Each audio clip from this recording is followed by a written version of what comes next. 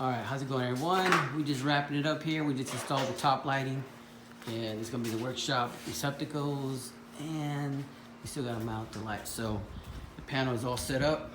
The welder is all good to go. That's gonna be the 120 other welder that's gonna be in there, and these are the last modifications on the switches, and you'll see, voila.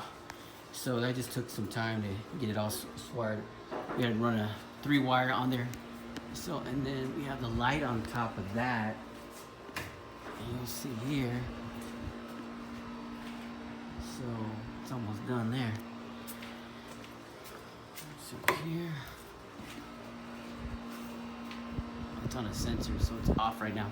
So anyway, so if you're running regular outlet, don't forget you're gonna do 12.2, and if you're running 15 amps, you're gonna run 14.2.